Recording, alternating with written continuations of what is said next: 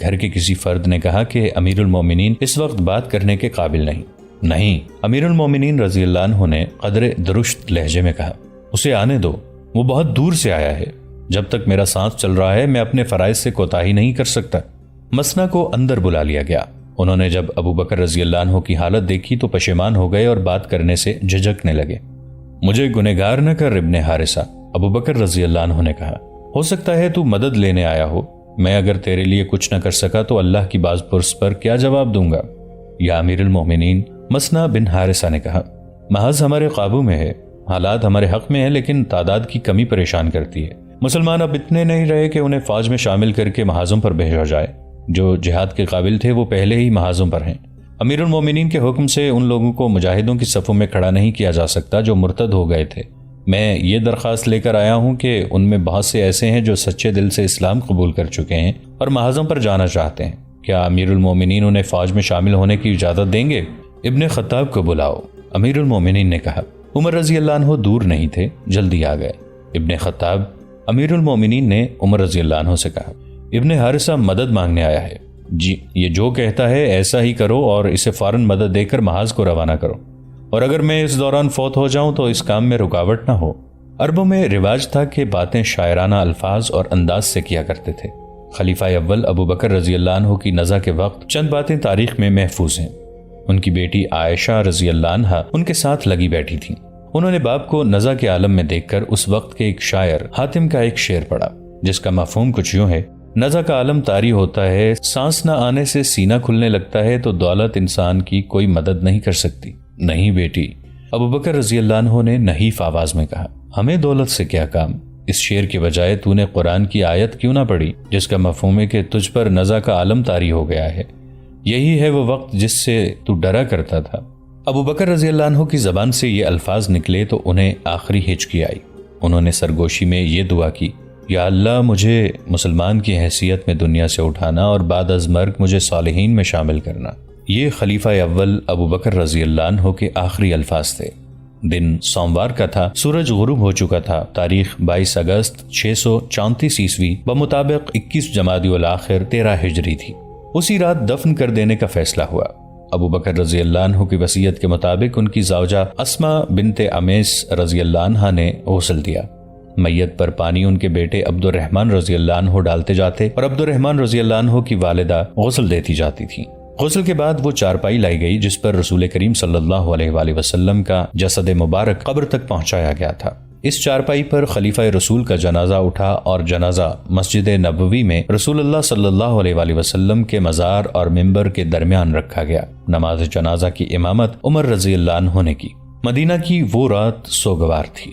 گلیوں میں ہچکیاں اور سسکیاں سنائی دے رہی تھیں۔ رات بھی رو رہی تھی۔ وہ عظیم ہستی دنیا سے اٹھ گئی تھی جس نے اسلامی سلطنت کی نہ صرف بنیادیں مضبوط بنائی تھیں بلکہ ان پر مضبوط عمارت کھڑی کر دی تھی۔ ابو بکر رضی اللہ عنہ کو رسول کریم صلی اللہ علیہ وآلہ وسلم کے پہنو میں دفن کیا گیا۔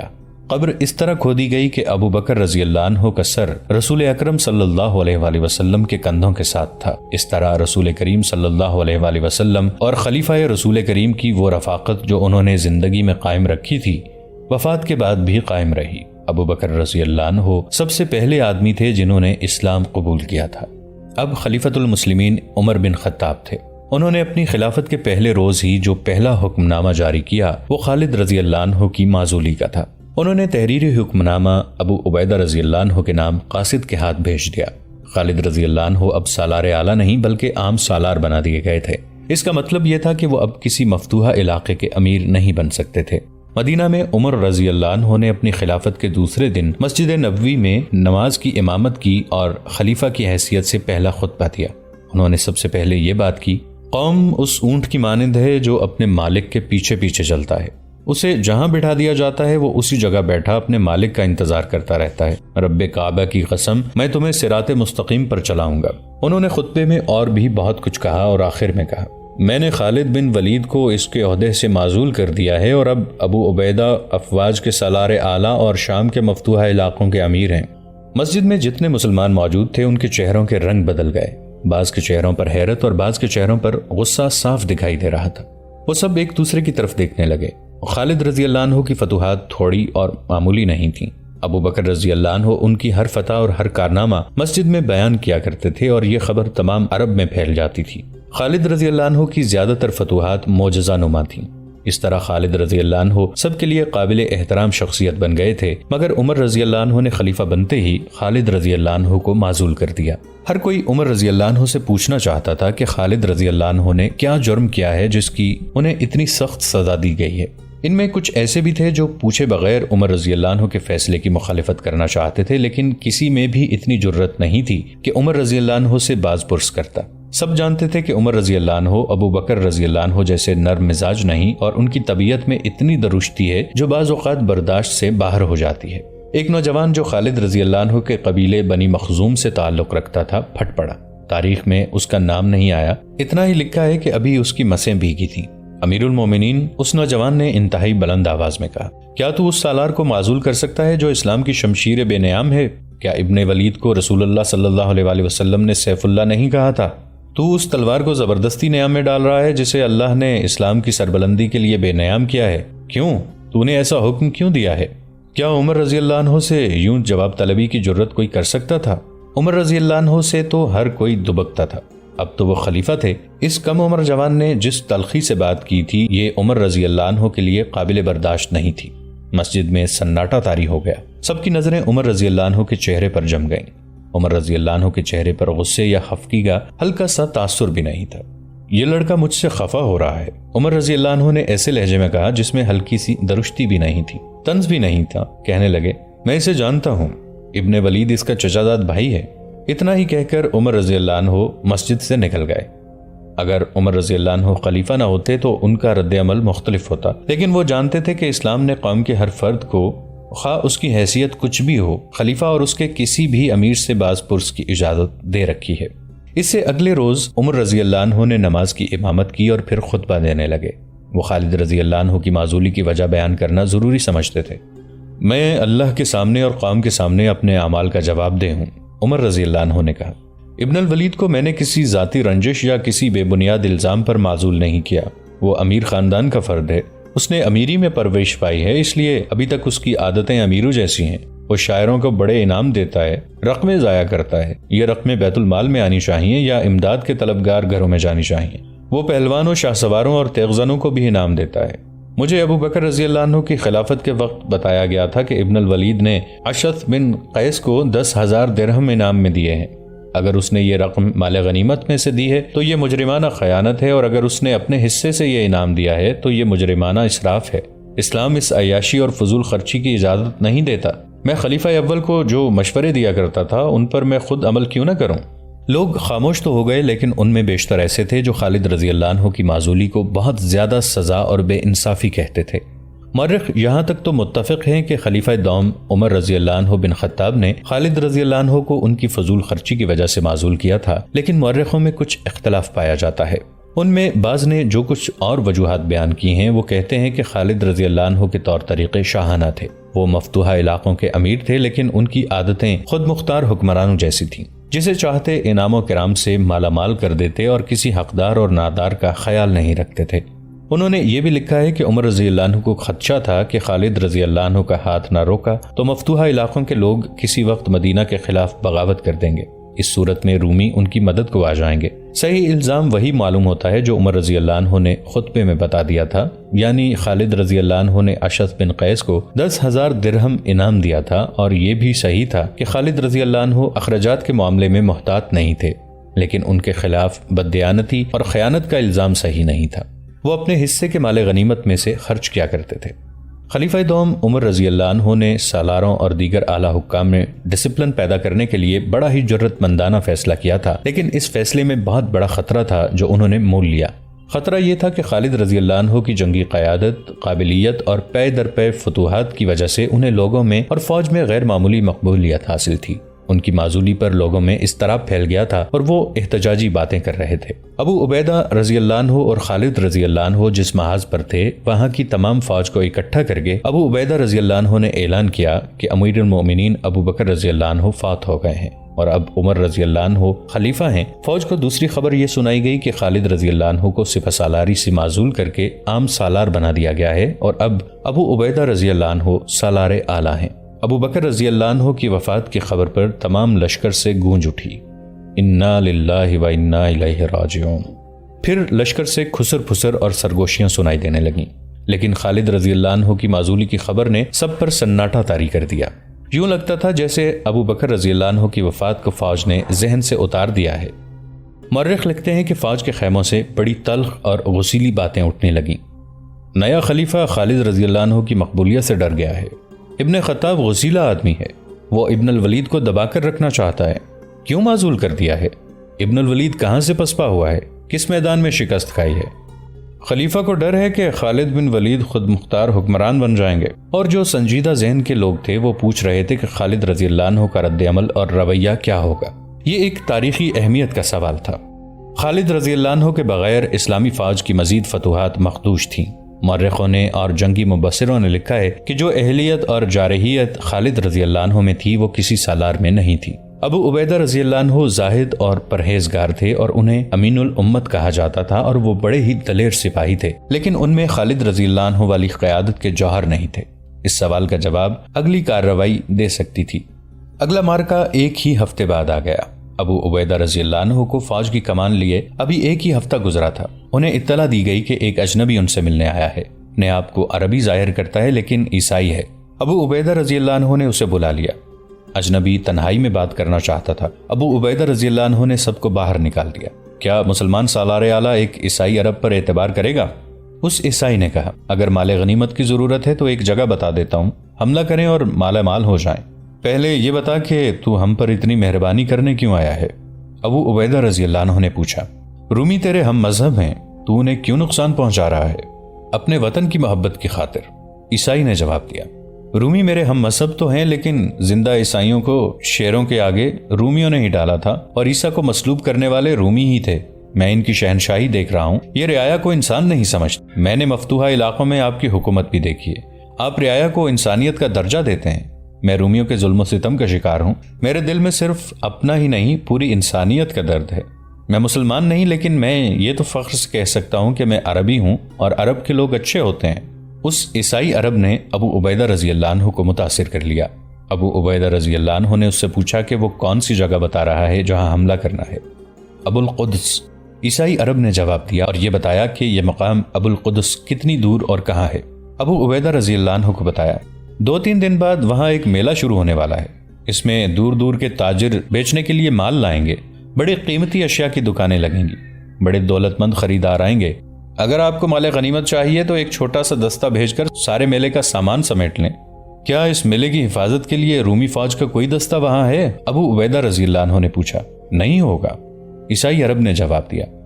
میں یہ جانتا ہوں کہ بحیرہ روم کے ساحلی شہر طرابلس میں رومی فوج موجود ہے، وہاں سے فوج اتنی جلدی ابو القدس نہیں پہنچ سکتی۔ آپ کے لیے میدان صاف ہے۔ وہ جانے کے لیے اٹھ کھڑا ہوا، کہنے لگا مجھے زیادہ دیر یہاں نہیں رکنا چاہیے، اور وہ چلا گیا۔ ابو عبیدہ رضی اللہ عنہ نے اس میلے کو موٹا اور آسان شکار سمجھا۔ انہوں نے اپنے مشیر سالاروں کو بلایا جن میں خالد رضی اللہ عنہ بھی شامل تھے۔ ابو عبیدہ رضی اللہ عنہ نے انہیں تفصیل سے بتایا کہ عیسائی عرب انہیں کیا بتا کر گیا ہے۔ یہ مال غنیمت ہاتھ سے نہیں جانا چاہیے، ابو عبیدہ رضی اللہ عنہ نے کہا۔ ابو القدس دشمن کا علاقہ ہے اور اس دشمن کے ساتھ ہماری جنگ ہے۔ جنگ کی صورت میں میلے پر ہمارا چھاپا جائز ہے، اس سے رومیوں پر ہماری دھاک بیٹھ جائے گی۔ ابو عبیدہ رضی اللہ عنہ نے باری باری سب کو دیکھا اور کہنے لگے تم میں کون اس چھاپا مار کارروائی کے لیے جانا چاہتا ہے؟ ابو عبیدہ رضی اللہ عنہ کی نظریں خالد رضی اللہ عنہ کے چہرے پر ٹھہر گئیں۔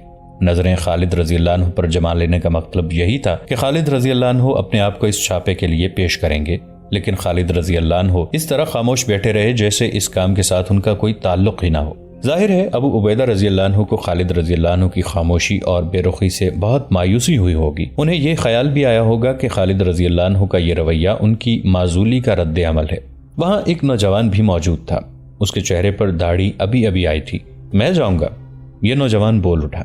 یہ فیصلہ سالار اعلیٰ کریں گے کہ میرے ساتھ کتنی نفری ہوگی۔ کیا تو ابھی کم سن نہیں ابن جعفر؟ ابو عبیدہ رضی اللہ عنہ نے کہا اور ایک بار پھر خالد رضی اللہ عنہ کی طرف دیکھا، مگر خالد لا تعلق بیٹھے تھے۔ امین الامت، نوجوان نے جواب دیا، میں مدینہ سے آیا ہی کیوں ہوں؟ میں کچھ کر کے دکھانا چاہتا ہوں۔ کیا میرے بزرگ بھول گئے ہیں کہ میرے سر پر اپنے شہید باپ کا قرض ہے؟ امین الامت، میں کم سن ضرور ہوں لیکن اناڑی نہیں ہوں، بزدل نہیں ہوں۔ کچھ سیکھ کر آیا ہوں، کیا میرے بزرگ میری حوصلہ شکنی کریں گے؟ خدا کی قسم ابن جعفر، ابو عبیدہ رضی اللہ عنہ نے کہا، تیری حوصلہ شکنی نہیں ہوگی، 500 سواروں کا دستہ لے لے، تو اس دستے کا سالار ہوگا۔ ابو عبیدہ رضی اللہ عنہ نے ایک کمسن لڑکے کو 500 سواروں کا سالار غالباً یہ سوچ کر بنا دیا تھا کہ یہ چھاپا نہایت آسان تھا، وہاں کوئی فوج نہیں تھی جو ان سواروں کے مقابلے میں آتی۔ یہ نوجوان کوئی عام سا لڑکا نہیں تھا، اس کا نام عبداللہ تھا، اور وہ رسول کریم صلی اللہ علیہ وآلہ وسلم کے چچازاد بھائی جعفر رضی اللہ عنہ کا بیٹا تھا۔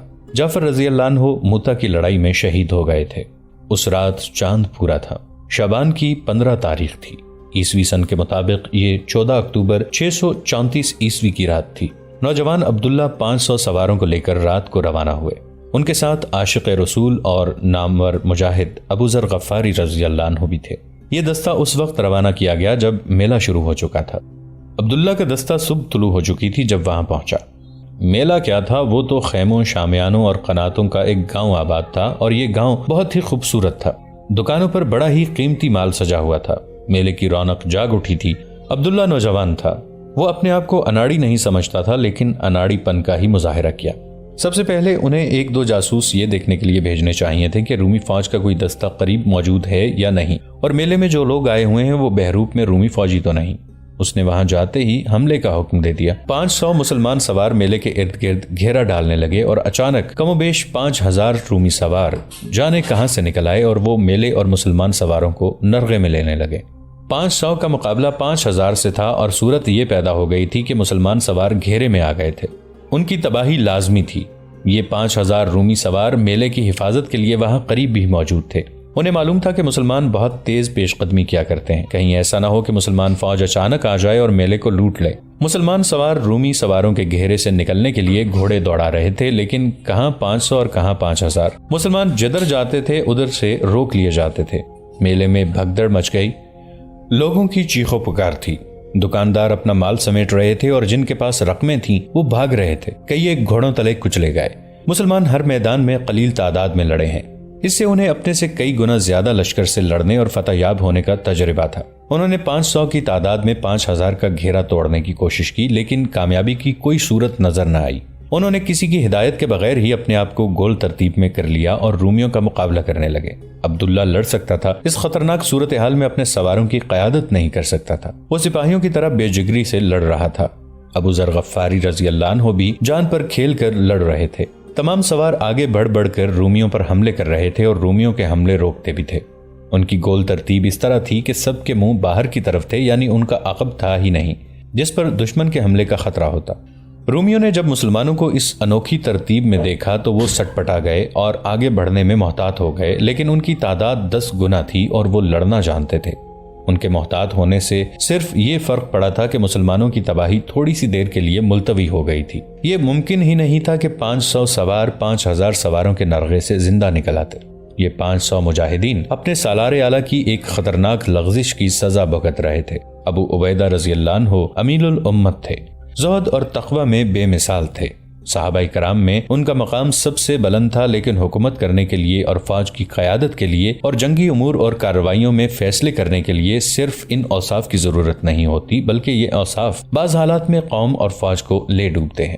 ابو عبیدہ رضی اللہ عنہ کی سادگی کا یہ اثر کہ انہوں نے ایک عیسائی پر اعتماد کیا اور محض مال غنیمت کی خاطر 500 سواروں کو ایک بچے کی قیادت میں یہ معلوم کیے بغیر بھیج دیا کہ وہاں دشمن کی فوج موجود ہے یا نہیں۔ ابو عبیدہ رضی اللہ عنہ اپنے سالاروں کے ساتھ بیٹھے ہوئے تھے۔ دمشق فتح ہو چکا تھا، اگلی پیش قدمی کا منصوبہ تیار ہو رہا تھا اور فوج آرام کر رہی تھی۔ ایک گھڑ سوار گھوڑا سر پر دوڑاتا ابو عبیدہ رضی اللہ عنہ کے خیمے کے سامنے آ رکا۔ سوار کود کر اترا اور دوڑتا ہوا خیمے میں داخل ہو گیا۔ وہ ہانپ رہا تھا، اس کے چہرے پر گرد کی تہ جمی ہوئی تھی۔ سب اس کی طرف متوجہ ہوئے۔ سالار اعلیٰ، اس نے ابو عبیدہ رضی اللہ عنہ سے کہا، وہ سب مارے جا چکے ہوں گے، وہ گھیرے میں آئے ہوئے ہیں۔ کون؟ ابو عبیدہ رضی اللہ عنہ نے گھبرائے ہوئے لہجے میں پوچھا۔ کس کی بات کر رہے ہو؟ کون کس کے گھیرے میں آیا ہوا ہے؟ ابو القدس، سوار نے کہا۔ ابو القدس کے 500 سواروں کی بات کر رہا ہوں، ان کی مدد کو جلدی پہنچیں، ایک بھی زندہ نہیں رہے گا۔ دوستو، آج کے لیے اتنا ہی۔ اسی کہانی کی اگلی قسط کے ساتھ بہت جلد حاضر ہوں گے۔ نیچے کامنٹ سیکشن میں اپنی رائے کا اظہار ضرور کیجیے گا۔ ہمارے اس چینل کو سبسکرائب کر کے نیچے موجود بیل آئیکن کو بھی ضرور کلک کیجیے گا اگلی ملاقات تک کے لیے ہمارا اور آپ کا اللہ نگہبان۔